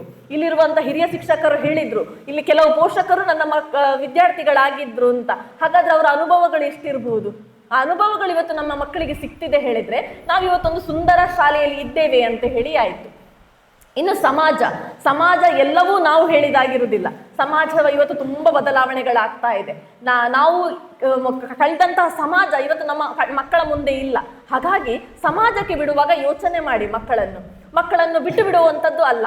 ಮಕ್ಕಳ ಒಟ್ಟಿಗೆ ಬಿಡಿ. ಅದು ಹೇಗೆ ಬಿಡಬೇಕು ಹೇಳಿದ್ರೆ, ಬಿಟ್ಟು ನೀವು ಆ ಆಟವನ್ನು ನೋಡಬೇಕು ಮಕ್ಕಳದ್ದು, ಅವರನ್ನು ಅಬ್ಸರ್ವ್ ಮಾಡುವಂಥದ್ದು ಗೊತ್ತಾಗಬಾರ್ದು. ಇಂತಹ ಪರಿಕಲ್ಪನೆಗಳನ್ನು ಹಾಕಿದಾಗ ಖಂಡಿತವಾಗಿಯೂ ಮಕ್ಕಳು ಸಮಾಜದ ಮಾದರಿಗಳಾಗಿರ್ತಾರೆ. ಇನ್ನು ಕೆಲವು ಪೋಷಕರಿದ್ದಾರೆ, ಎಲ್ಲ ನನಗೆ ಗೊತ್ತಿದೆ, ಆದ್ರೂ ಶಾಲೆಗೆ ಕಳಿಸುವಂಥದ್ದು, ಶಾಲೆಯಲ್ಲಿ ಏನು ಹೇಳ್ಕೊಡ್ತಾರೆ? ಪುಸ್ತಕದಲ್ಲಿ ಇದ್ದದನ್ನು ಹೇಳಿಕೊಡ್ತಾರೆ. ಮತ್ತೆ ಅವ್ರಿಗಿಂತ ಜಾಸ್ತಿ ನಾನು ಅರ್ತಿರ್ಬೋದು ಅಂತ. ಖಂಡಿತವಾಗಿಯೂ ನೀವು ಅರ್ತಿರ್ಬೋದು, ಆದ್ರೆ ಮಕ್ಕಳ ಎದುರಿಗೆ ಅದನ್ನು ತೋರಿಸ್ಬೇಡಿ. ನನಗೆ ಎಲ್ಲ ಗೊತ್ತಿರುವಂಥದ್ದು, ಆ ಶಿಕ್ಷಕರಿಗೆ ಏನು ಗೊತ್ತಿದೆ? ಇವತ್ತು ಶಿಕ್ಷಕರು ನಿಮ್ಮ ಪರಿಚಿತರಾಗಿರ್ಬೋದು, ನಿಮ್ಮ ಸ್ನೇಹಿತರಾಗಿರ್ಬೋದು, ಅವರ ಕೆಲವು ವಿಚಾರಧಾರೆಗಳು ನಿಮಗೆ ಗೊತ್ತಿರ್ಬೋದು. ಅದನ್ನು ಮಕ್ಕಳ ಎದುರಿಗೆ ಹೇಳುವಂತ ಕೆಲಸಗಳನ್ನು ಮಾಡಬೇಡಿ. ನೀವು ಮಕ್ಕಳ ಎದುರಿಗೆ ಹೇಳಿದಾಗ ಮಕ್ಕಳು ಅದೇ ಪರಿಕಲ್ಪನೆಯಲ್ಲಿ ನೋಡ್ತಾರೆ. ಆ ರೀತಿಯಲ್ಲಿ ಮಕ್ಕಳು ಟೀಚರ್ಸ್ಗಳನ್ನು ನೋಡಬಾರ್ದು, ಶಿಕ್ಷಕರನ್ನು ನೋಡಬಾರ್ದು ಅಂತ ಹೇಳಿದ್ರೆ ನಾವು ಮೊದಲು ಶಿಕ್ಷಕರಿಗೆ ಗೌರವ ಕೊಡುವುದನ್ನು ಕಲಿಬೇಕು. ಒಂದೇಟು ಹೊಡಿತಾರೆ ಶಿಕ್ಷಕರು, ನಮಗೆ ಬಾಸುಂಡೆ ಬರ್ತಾ ಇತ್ತು. ಈಗಿನ ಮಕ್ಕಳಿಗೆ ಅಂತಹ ಪರಿಸ್ಥಿತಿ ಇಲ್ಲ ಅಲ್ವಾ? ಒಂದು ಪೆಟ್ಟು ಬೀಳ್ತದೆ, ನಾಳೆ ಬಂದು ಶಾಲೆ ಎದುರಿಗೆ ಗಲಾಟೆ ಮಾಡುವಂಥದ್ದಲ್ಲ. ಮಗು ಹತ್ರ ಕೇಳಬೇಕು, ನೀನ್ ಏನ್ ತಪ್ಪು ಮಾಡಿದಿ ಅಂತ. ತಪ್ಪು ಮಾಡದೆ ಆ ಕಡೆಯಿಂದ ಪೆಟ್ಟು ಬಿದ್ದಿರುವುದಿಲ್ಲ. ಇಲ್ಲಿ ಪೆಟ್ಟು ಬಿದ್ದರೆ ಪರವಾಗಿಲ್ಲ, ನಾಡಿದ್ದು ಪೊಲೀಸ್ ಸ್ಟೇಷನ್ ಅಲ್ಲಿ ಸಮಾಜದಲ್ಲಿ ಪೆಟ್ಟು ಕೊಡುವಂತ ಅವಸ್ಥೆಗಳು ಬೇಡ ಅಲ್ವಾ? ಹಾಗಾದ್ರೆ ಇಲ್ಲೇ ಪೆಟ್ಟು ತಿನ್ಲಿ ಅಲ್ವಾ ನಮ್ಮ ಮಕ್ಕಳು? ಅಂತಹ ಒಂದು ಪರಿಕಲ್ಪನೆಗಳನ್ನು ನಾವಿವತ್ತು ಹಾಕಬೇಕು. ಇನ್ನು ಮಕ್ಕಳನ್ನು ನಕಾರಾತ್ಮಕ ಚಿಂತನೆಗಳಿರ್ತದೆ ಮಕ್ಕಳಲ್ಲಿ, ಕಂಪ್ಯಾರಿಸನ್ ಮಾಡುವಂಥದ್ದು.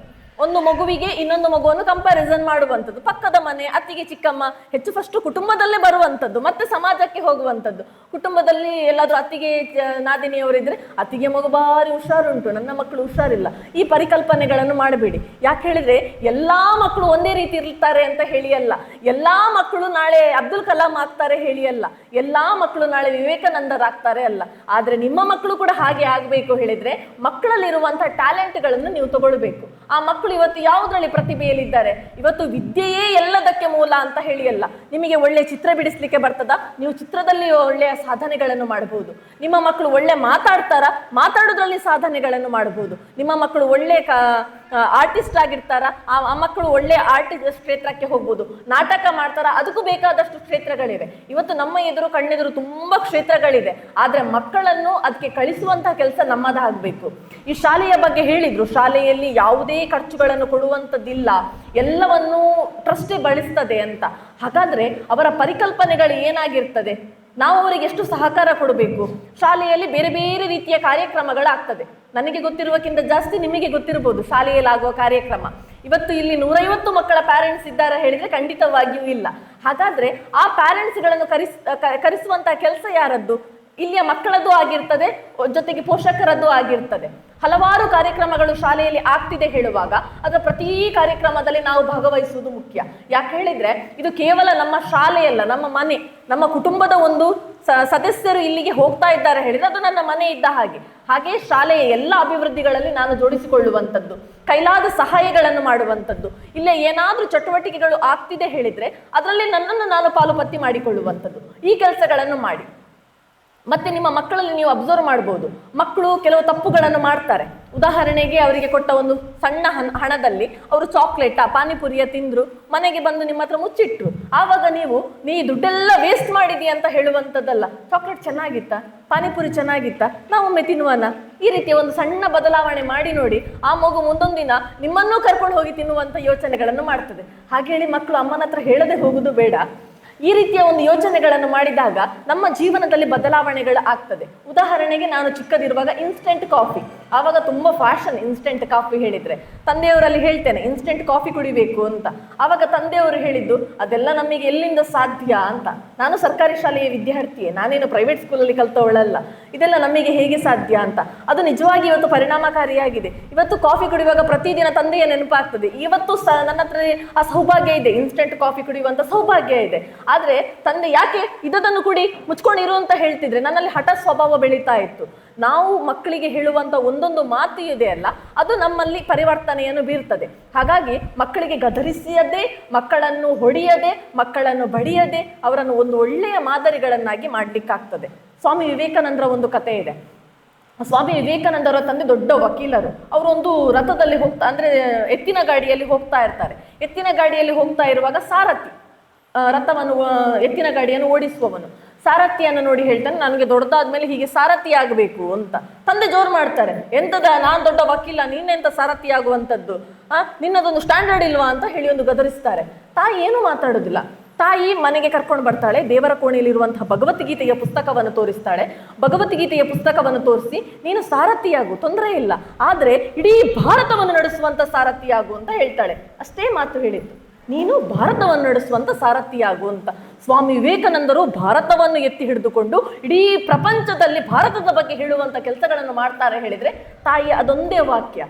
ಹಾಗಾದ್ರೆ ತಾಯಿ ಕೂಡ ಗದರಿಸ್ತಿದ್ರೆ ಇವತ್ತು ಸ್ವಾಮಿ ವಿವೇಕಾನಂದರ ಇರ್ತಿದ್ರ? ಇಂತಹ ಪರಿಕಲ್ಪನೆಗಳನ್ನು ನಮ್ಮಲ್ಲಿ ಇಟ್ಕೊಳ್ಳುವ. ಮಕ್ಕಳಿಗೆ ಇವತ್ತು ನಮಗೆ 1-2 ಮಕ್ಕಳು ಇರುವುದು, ನನಗೂ ಸೇರಿ ಹೇಳ್ತಾ ಇದ್ದೇನೆ.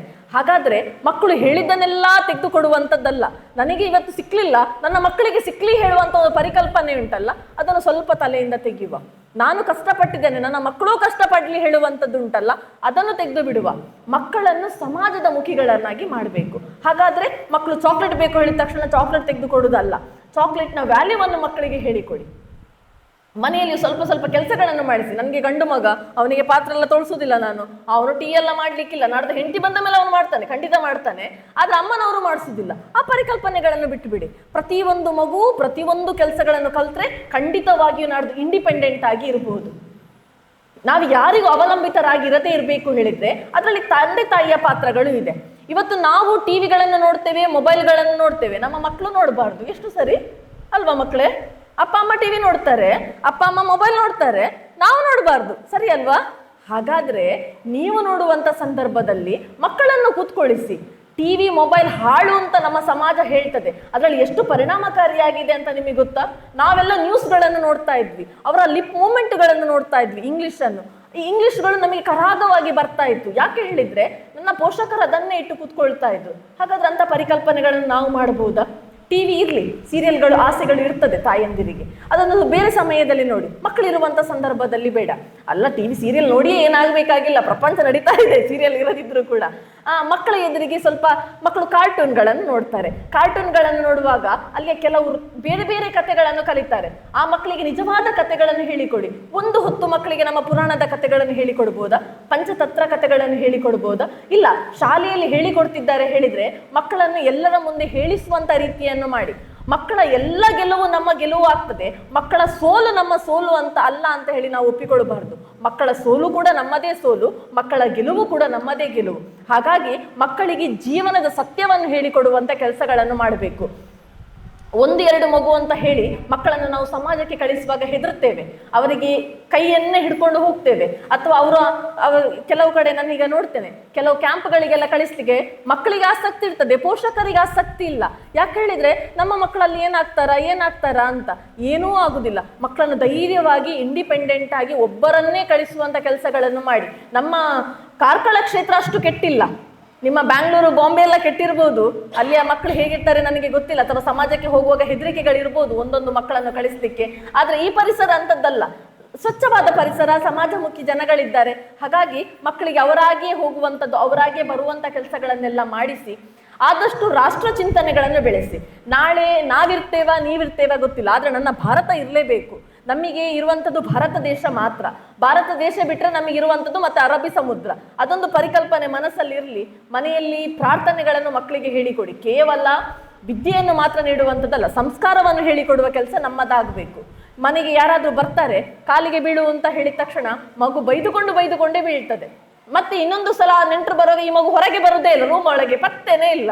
ಅದೇ ನೆಂಟರು ಬಂದಾಗ ನೀವು ಅವರ ಕಾಲಿಗೆ ನಮಸ್ಕಾರ ಮಾಡಿ ನೋಡಿ ಅಂತೆ. ಒಂದೊಂದು ದಿನ ಮಗು ಕೂಡ ನಮಸ್ಕಾರ ಮಾಡ್ತದೆ. ಮಕ್ಕಳು ಕಲಿತಾರೆ, ಎಲ್ಲವನ್ನು ಕಲಿತಾರೆ, ನಮ್ಮನ್ನು ನೋಡಿ ಕಲಿತಾರೆ. ಹಾಗಾಗಿ ನಾವು ಹೇಗಿರಬೇಕು ಅಂತ ಹೇಳುವ ಒಂದು ಚಿತ್ರಣವನ್ನು ನಮ್ಮ ಮುಂದೆ ಹಾಕಬೇಕು. ಅಪ್ಪ ಕುಡುಕನಾಗಿರ್ಬೋದು, ಅಮ್ಮ ಇನ್ನೊಂದಾಗಿರ್ಬೋದು, ಆದರೆ ಮಕ್ಕಳಿಗೆ ಅವರು ತಂದೆ ತಾಯಿ, ಮಕ್ಕಳ ಎದುರಿಗೆ ನಿಮ್ಮ ದುಶ್ಚಟಗಳಿಗೆ ಅವಕಾಶ ಕೊಡಬೇಡಿ.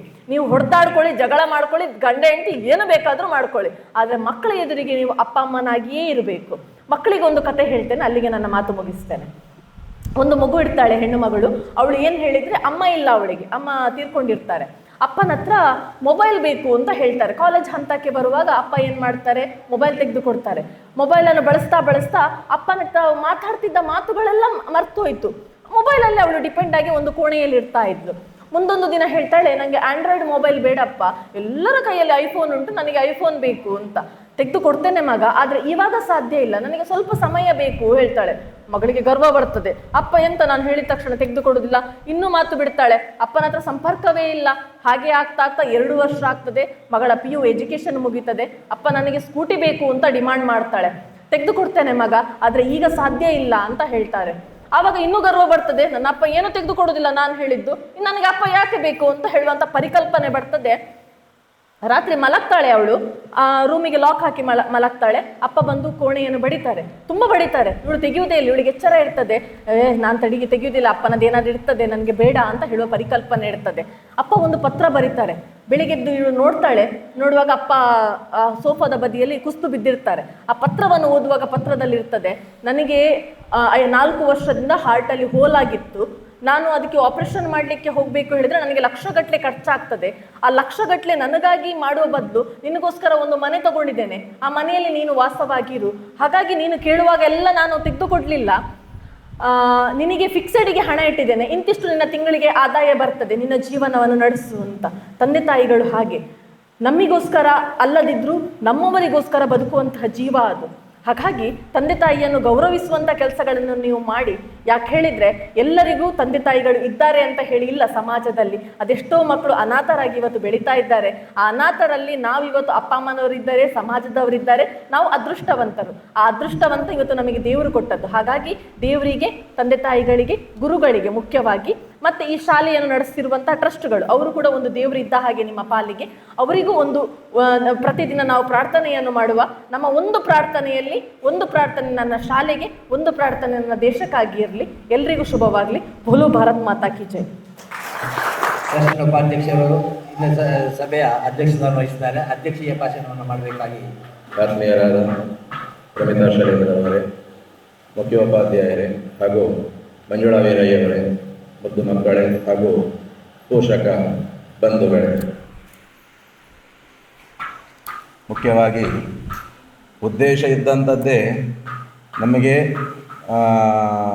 ಪೋಷಕರ ಸಭೆಯ ಒಟ್ಟಿಗೆ ಎಲ್ಲ ರೀತಿಯಾದಂಥ ಪೋಷಕರ ಜವಾಬ್ದಾರಿಗಳನ್ನು ನಾವು ಅರಿತುಕೊಂಡು ಮಕ್ಕಳನ್ನು ಎಲ್ಲರೂ ಸೇರಿ ಒಳ್ಳೆಯ ದಾರಿಯಲ್ಲಿ ತಗೊಂಡು ಹೋಗುವಂತಹ ಜ್ಞಾನ ಎಲ್ರಿಗೂ ತಿಳಿಯಪಡಿಸಬೇಕು ಅನ್ನುವಂಥದ್ದಿತ್ತು. ಹಾಗಾಗಿ ಮುಖ್ಯವಾಗಿ ಎಲ್ಲ ರೀತಿಯಲ್ಲಿಯೂ ಕೂಡ ಮಕ್ಕಳನ್ನು ನಾವು ಹೇಗೆ ಬೆಳೆಸಬೇಕು, ನಮ್ಮ ಜವಾಬ್ದಾರಿ ಏನು, ಹಾಗೆ ಶಾಲೆಯಲ್ಲಿ ಮಕ್ಕಳು ಮನೆಗೆ ಬಂದಾಗ ಮನೆಯಲ್ಲಿ ಮಕ್ಕಳನ್ನು ಯಾವ ರೀತಿಯಾಗಿ ನಾವು ನೋಡಿಕೊಳ್ಳಬೇಕು.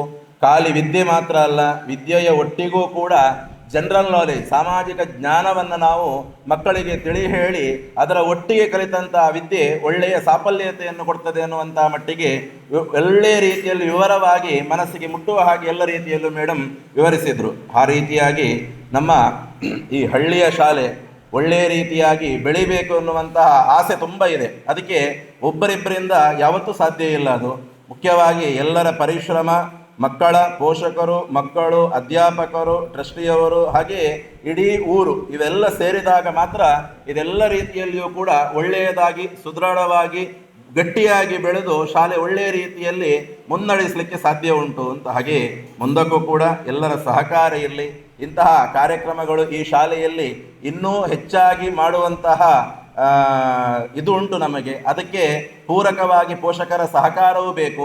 ಆ ಒಬ್ಬರಲ್ಲಿದ್ದಂಥ ಜ್ಞಾನ ಎಲ್ಲ ಕಡೆ ಪಸರಿಸಿದಾಗ ನಮಗೂ ಕೂಡ ಅದರಿಂದ ಸಂತೃಪ್ತಿ, ಮಕ್ಕಳು ಕೂಡ ಅಭಿವೃದ್ಧಿಯನ್ನು ಹೊಂದ್ತಾರೆ, ಪೋಷಕರು ಕೂಡ ಜವಾಬ್ದಾರಿಯನ್ನು ಹೆಚ್ಚಾಗಿ ತಗೊಳ್ತಾರೆ ಅಂತ. ಹಾಗೆ ರೀತಿಯಾಗಿ ಬಂದಂಥ ಎಲ್ಲರಿಗೂ ಕೂಡ ಧನ್ಯವಾದಗಳು. ಮುಂದಕ್ಕೂ ಕೂಡ ಮಕ್ಕಳ ಒಟ್ಟಿಗೆ ಒಳ್ಳೆಯ ರೀತಿಯಲ್ಲಿ ಬೆಳೆಸುವಂತಹ ಸುಯೋಗವನ್ನು, ಅದಕ್ಕೆ ಬೇಕಾದಂತಹ ಎಲ್ಲ ರೀತಿಯ ಸಂಪತ್ತನ್ನು ಕೂಡ ದೇವರು ಒದಗಿಸಿಕೊಡಲಿ ಅಂತ ಹೇಳಿ ನನ್ನ ಎರಡು ಮಾತನ್ನು ಮುಗಿಸ್ತೇನೆ.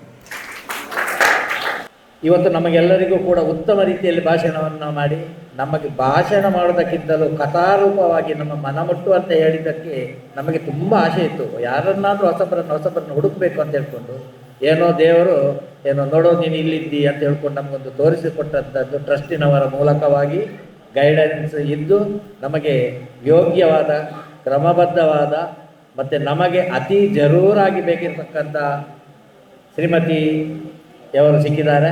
ಅವರಿಗೆ ನಿಮ್ಮೆಲ್ಲರ ಪರವಾಗಿ, ಶಾಲಾ ಪರವಾಗಿ, ಟ್ರಸ್ಟಿನ ಪರವಾಗಿ, ಶಿಕ್ಷಕರ ಪರವಾಗಿ, ಎಲ್ಲರ ಪರವಾಗಿ ಮಾತೋಶ್ರೀಯವರಿಗೆ ಅವರ ಪಾದಕಮಲವನ್ನು ನಮಸ್ಕರಿಸಿ ಧನ್ಯವಾದಗಳು. ಹಾಗೆ ಟ್ರಸ್ಟಿನ ಉಪಾಧ್ಯಕ್ಷರಾದ ಶ್ರೀ ಭಟ್ರಿಗೆ ಶಾಲಾ ಪರವಾಗಿ ಹಾಗೂ ನಿಮ್ಮೆಲ್ಲರ ಪರವಾಗಿ ತುಂಬ ಹೃದಯದಿಂದ ಧನ್ಯವಾದವನ್ನು ಕೊಡ್ತೇನೆ. ಹಾಗೆ ಮೇಡಮ್ ಮಂಜುಳಾ ರೈಯವರಿದ್ದಾರೆ. ಅವರಿಗೂ ಕೂಡ ಇಂದಿನ ಕಾರ್ಯಕ್ರಮ ಕ್ಲಬ್ದ ಸಮಯಕ್ಕೆ ಸರಿಯಾಗಿ ಬಂದು ನಮ್ಮೆಲ್ಲ ಕಾರ್ಯಕ್ರಮ ವೀಕ್ಷಿಸಿ ಅವರು ಪ್ರತಿಯೊಂದು ವಿಚಾರವನ್ನು ನೋಟ್ ಮಾಡ್ಕೊಂಡಿರ್ತಾರೆ. ನಮ್ಗೆ ಸುಮ್ಮನೆ ಗೊತ್ತಿದ್ದಾರೆ. ಅವರು ಎಲ್ಲವನ್ನು ನೋಟ್ ಮಾಡಿಕೊಂಡು ನಮ್ಮನ್ನು ಅಬ್ಸರ್ವ್ ಮಾಡೋದ್ರಲ್ಲಿ ನಂಬರ್ 1 ವಿಷಯ ಸತ್ಯ ಮಾಡಬೇಕು. ಮಾಡದಿದ್ದರೆ ನಾವು ಕೂಡ ಶಾಲಾ ಪೂಜೆ ಅಂತ ಹೇಳ್ಕೊಂಡು ಇಲ್ಲ. ಅವರಿಗೂ ಕೂಡ ನಾನು ಶಾಲಾ ಪರವಾಗಿ ಹಾಗೆ ಎಲ್ಲರೂ ಕೂಡ ಕ್ಲಬ್ ಸಮಯಕ್ಕೆ ಬಂದಿದ್ದೀರಿ. ನಿಮಗೆಲ್ಲರಿಗೂ ಕೂಡ, ಮಕ್ಕಳಿಗೆ, ಪೋಷಕರಿಗೆ ಎಲ್ಲರಿಗೂ ಕೂಡ ನಮ್ಮ ಸ್ವಂತ ಅಣ್ಣ ತಮ್ಮಂದಿರು, ಅಕ್ಕ ತಂಗಿಯಂತ ಎಣಿಸಿಕೊಂಡು ಎಲ್ಲರಿಗೂ ಕೂಡ ಒಂದೇ ಮಾತಿನಲ್ಲಿ ಧನ್ಯವಾದವನ್ನು ಹೇಳುತ್ತಾ, ಪ್ರತ್ಯಕ್ಷ ಪರೋಕ್ಷವಾಗಿ ಸಹಕರಿಸಿದ ಎಲ್ಲರಿಗೂ ಕೂಡ ಮತ್ತೊಮ್ಮೆ ಧನ್ಯವಾದ ಹೇಳುತ್ತಾ ತನ್ನ ಧನ್ಯವಾದ ಕಾರ್ಯಕ್ರಮವನ್ನು ಮುಗಿಸಿದ್ದೇನೆ.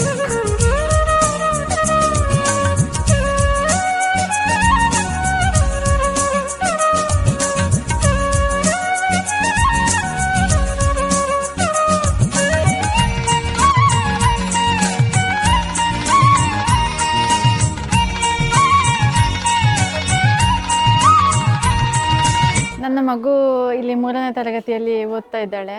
ಕನ್ನಡದ ಜೊತೆಗೆ ಇಂಗ್ಲೀಷನ್ನು ಕೂಡ ಮಕ್ಕಳಿಗೆ ಒಳ್ಳೆಯ ರೀತಿಯಲ್ಲಿ ಒಂದು ಎಜುಕೇಷನನ್ನು ಕೊಡ್ತಾ ಇದ್ದಾರೆ.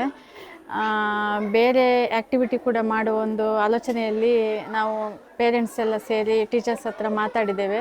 ಮತ್ತು ಇಲ್ಲಿ ಫ್ರೀ ಎಜುಕೇಷನ್ ಕೊಡ್ತಾ ಇದ್ದಾರೆ. ಇಂಗ್ಲೀಷ್ ಒಂದು ಮೀಡಿಯಮ್ಗೆ ಹೋದರೆ ನಮಗೆ ಒಂದು 50-60 ಸಾವಿರ ಒಂದು ವರ್ಷಕ್ಕೆ ನಮಗೆ ಕಟ್ಟಬೇಕಾಗ್ತದೆ. ಆದರೆ ಇಲ್ಲಿ ಟ್ರಸ್ಟ್ನವರೊಂದು ಫ್ರೀ ಎಜುಕೇಷನನ್ನು ಕೊಡ್ತಾ ಇದ್ದಾರೆ. ಇಲ್ಲಿ ಮಕ್ಕಳಿಗೆ ತುಂಬ ಒಳ್ಳೆಯ ರೀತಿಯಲ್ಲಿ ಒಂದು ಮಕ್ಕಳಿಗೆ ಇಲ್ಲಿ ಎಜುಕೇಷನನ್ನು ಕೊಡ್ತಾ ಇದ್ದಾರೆ. ನಮ್ಮ ಈ ಶಾಲೆ ಈ ಪ್ರೋಗ್ರಾಮಿಗೆ ನಮ್ಮ ಊರಿನ ಎಲ್ಲ ಪೋಷಕರಿಗೆ, ರಕ್ಷಕರನ್ನು ಹಾಗೂ ಟ್ರಸ್ಟಿಗಳನ್ನು ಹಾಗೂ ಸಮಿತಿಯ ಸದಸ್ಯರುಗಳನ್ನು, ಅಧ್ಯಕ್ಷರು ಹಾಗೂ ಸದಸ್ಯರುಗಳೆಲ್ಲರನ್ನೂ ಕೂಡ ಒಂದೇ ಮಾಸಿನಲ್ಲಿ ಕರಜೋಡಿಸಿ ಶಿರವಾಗಿ ಸ್ವಾಗತವನ್ನು ಮಾಡುತ್ತಾ ಕಾರ್ಯಕ್ರಮವನ್ನು ಇವತ್ತು ನಾವು ಹಮ್ಮಿಕೊಂಡಿದ್ದೇವೆ. ನಮ್ಮ ಈ ಶಾಲೆಯು ಸುಮಾರು 72 ವರ್ಷಗಳಿಂದ ಪಂಚನಬೆಟ್ಟು ಅನುದಾನಿತ ಹಿರಿಯ ಪ್ರಾಥಮಿಕ ಶಾಲೆ ಎಂಬ ಹೆಸರಿನಿಂದ ನಡೀತಾ ಇದೆ. ಆದರೆ ಇತ್ತೀಚೆಗೆ ಶಿಕ್ಷಕರ ಅಭಾವದಿಂದಾಗಿ ಪ್ರಸ್ತುತ ನಮ್ಮ ಈ ಶಾಲೆಯಲ್ಲಿ ಸರಕಾರಿ ಅನುದಾನ ಪಡೆಯುವ ಶಿಕ್ಷಕರು ಯಾರೂ ಇಲ್ಲ. ಆದರೂ ನಮ್ಮ ಟ್ರಸ್ಟಿನವರು ಮತ್ತು ಸಮಿತಿಯವರು ಸೇರಿಕೊಂಡು ಅವರ ಘನ ಅಧ್ಯಕ್ಷತೆಯಲ್ಲಿ ಊರ ಪರ ಊರ ಜನರ ಸಹಾಯವನ್ನು ಪಡೆದುಕೊಂಡು ನಮ್ಮ ಈ ಶಾಲೆಯು ನಡೀತಾ ಇದೆ. ಪ್ರಸ್ತುತ ಈಗ 123 ಮಕ್ಕಳು ಶಾಲೆಯಲ್ಲಿ ವ್ಯಾಸಂಗ ಮಾಡುತ್ತಾ ಇದ್ದಾರೆ. ಅವರುಗಳಿಗೆ ಎಲ್ಲ ಥರದ ವಸ್ತು, ಪುಸ್ತಕ, ನೋಟ್ಸು, ಟೆಕ್ಸ್ಟು, ಡ್ರೆಸ್ಸು ಎಲ್ಲ ಥರದ ವಸ್ತುಗಳನ್ನು ಫ್ರೀಯಾಗಿ ಉಚಿತವಾಗಿ ಕೊಡುತ್ತಾ ಇದ್ದೇವೆ. ಕೊಡ್ತಾ ಇದ್ದಂಥ ಈ ಶಿಕ್ಷಣದ ಒಟ್ಟಿಗೆ ನಾವು ಕನ್ನಡ ಮಾಧ್ಯಮವನ್ನೇ ಕಲಿಸ್ತಾ ಇದ್ದೇವೆ. ಆದರೆ ಕನ್ನಡ ಮಾಧ್ಯಮವನ್ನೇ ಕಲಿಸ್ತಾ ಇರುವಾಗ ಇತ್ತೀಚೆಗೆ ಒಂದು 2-3 ವರ್ಷಗಳಿಂದ ಒಂದು ಜನರ ಪೋಷಕರಿಂದ ಒಂದು ಅಹವಾಲುಗಳು ಬಂದವು. ಕಾರಣ ಎಲ್ಲ ಕಡೆಗಳಲ್ಲಿ ಆಂಗ್ಲ ಮಾಧ್ಯಮ ಮಾಡ್ತಾ ಇದ್ದಾರೆ. ಆದರೆ ನಾವು ನಮ್ಮ ಈ ಶಾಲೆಯಲ್ಲಿಯೂ ಕೂಡ ಏನಾದರೂ ಮಾಡಲಿಕ್ಕೆ ಸಾಧ್ಯವೋ ಎಂಬ ಅಭಿಪ್ರಾಯವನ್ನು ಕೇಳಿದ್ದಾರೆ. ಆದ್ದರಿಂದ ಆ ಅಭಿಪ್ರಾಯದ ಮೂಲಕವಾಗಿ ಸಭೆಯಲ್ಲಿ ಟ್ರಸ್ಟ್ಗಳ ಸಭೆಗಳಲ್ಲಿ ಚರ್ಚಿಸಿ ನಾವು ಕನ್ನಡ ಮಾಧ್ಯಮವನ್ನೇ ಕಲಿಸುತ್ತಿದ್ದೇವೆ. ಆದರೆ ಅದರ ಒಟ್ಟಿಗೆ ಆಂಗ್ಲ ಮಾಧ್ಯಮದಲ್ಲಿ ಅಂದರೆ ಸ್ಪೋಕನ್ ಇನ್ ಇಂಗ್ಲೀಷ್ ಅಂದರೆ ಇಂಗ್ಲೀಷನ್ನು ಕನ್ನಡದ ಒಟ್ಟಿಗೆ ಇಂಗ್ಲೀಷನ್ನು ಸ್ವಲ್ಪ ಮಟ್ಟಿಗೆ ಆಂಗ್ಲ ಭಾಷೆಯ ಪರಿಚಯವನ್ನು ಇರಿಸುವುದಕ್ಕಾಗಿ ಮಾಡ್ತಾ ಇದ್ದೇವೆ. ಇದಕ್ಕೆ ನಾವು ಸ್ಪೋಕನ್ ಇಂಗ್ಲೀಷ್ ಎಂಬ ತರಗತಿಯನ್ನು ಮಾಡ್ತಾ ಇದ್ದೇವೆ. ಅಂದರೆ ಅದು ಮಕ್ಕಳ ಮತ್ತು ತಂದೆ ತಾಯಿಯ ಅಭಿವೃದ್ಧಿಗಾಗಿ ಮಕ್ಕಳ ಅಭಿವೃದ್ಧಿಗಾಗಿ ತಂದೆ ತಾಯಿಯವರು ಅಂದರೆ ಪೋಷಕರು ಹೇಳಿದ ಕಾರಣಕ್ಕಾಗಿ ನಾವು ಇದನ್ನು ಮಾಡುತ್ತಾ ಇದ್ದೇವೆ. ಮಾತ್ರವಲ್ಲದೆ ಈಗ ಪ್ರಸ್ತುತ ಇರುವ ಎಲ್ಲ ಮಕ್ಕಳು ಕೂಡ ಉತ್ತಮ ರೀತಿಯಲ್ಲಿ ಶಿಕ್ಷಣವನ್ನು ಕಲಿತಾ ಇದ್ದಾರೆ. ಮಕ್ಕಳಿಗೆ ಯಾವುದೇ ಥರದ ತೊಂದರೆಗಳು ಇಲ್ಲದೆ ಎಲ್ಲ ವ್ಯವಸ್ಥೆ ಸವಲತ್ತುಗಳನ್ನು ಕೊಟ್ಟು ಶಾಲೆಯು ಬಹು ಉತ್ತಮ ರೀತಿಯಲ್ಲಿ ನಡೀತಾ ಇದೆ ಎಂಬುದು ಆಸುಪಾಸಿನ ಊರುಗಳಲ್ಲಿ ಎಲ್ಲ ಕೂಡ ಚಿರಪರಿಚಿತವಾಗಿದೆ. ಹಾಗಾದರೆ ಇಲ್ಲಿ ಈಗ ನಮ್ಮ ಶಾಲೆಯಲ್ಲಿ ಟ್ರಸ್ಟಿನವರು ಒಟ್ಟಿಗೆ 9 ಜನ ಶಿಕ್ಷಕಿಯರನ್ನು ತಮ್ಮ ಸ್ವಂತ ಸಂಭಾವನೆಯನ್ನು ಕೊಟ್ಟು ಶಾಲೆಯನ್ನು ಉತ್ತಮ ರೀತಿಯಲ್ಲಿ ನಡೆಸ್ತಾ ಇದ್ದೇವೆ. ಇವತ್ತು ರಮಿತಾ ಶೈಲೇಂದ್ರ ಕಾರ್ಕಳ ಇವರ ಮುಖೇನ ನಮ್ಮ ಈ ಶಾಲೆಯಲ್ಲಿ ರಕ್ಷಕರಿಗೆ ಉತ್ತಮ ರೀತಿಯಲ್ಲಿ ಶಿಕ್ಷಣ, ಅದರ ಉದ್ದೇಶ, ಧ್ಯೇಯ, ಕಾರಣ ಎಂಬುದನ್ನು ಅಪೇಕ್ಷಿತವಾದ ಉದ್ದೇಶದಿಂದ ಸಮರ್ಪಕವಾದ ವಿಧಾನದಲ್ಲಿ ಚೈತನ್ಯರೂಪಿಯಾದಂಥ ಈ ಪೋಷಕರ ಸ್ವಾಭಾವಿಕ ಒಲವು ಶಕ್ತಿಗಳಿಗೆ ನಮ್ಮ ಈ ಶಾಲೆಯು ಹೇಗೆ ಸ್ಪಂದಿಸುತ್ತಿದೆ ಎಂಬ ವಿಚಾರಗಳ ಬಗ್ಗೆ ಒಂದು ಅರ್ಧ ಗಂಟೆಯಲ್ಲಿ ವಿಸ್ತಾರವಾಗಿಕೊಂಡು ಭಾಷಣವನ್ನು ಮಾಡಲಿಕ್ಕಿದ್ದಾರೆ. ತದನಂತರ ನಮ್ಮ ಈ ಶಾಲೆಯಲ್ಲಿ ಶಿಕ್ಷಕರ ಮತ್ತು ಪೋಷಕರ ಸಂಘವು ಇಷ್ಟರವರೆಗೆ ಇಲ್ಲ. ಆದ್ದರಿಂದ ಈ ಸಲ ನಾವು ನಮ್ಮ ಈ ಶಾಲೆಯ ಉತ್ತರೋತ್ತರ ಅಭಿವೃದ್ಧಿಗಾಗಿ, ಶೈಕ್ಷಣಿಕ ಸಾಧನೆಗಳಿಗಾಗಿ ನಮಗೆ ಸಹಕಾರ ಬೇಕಾಗಿದೆ ಪೋಷಕರದ್ದು.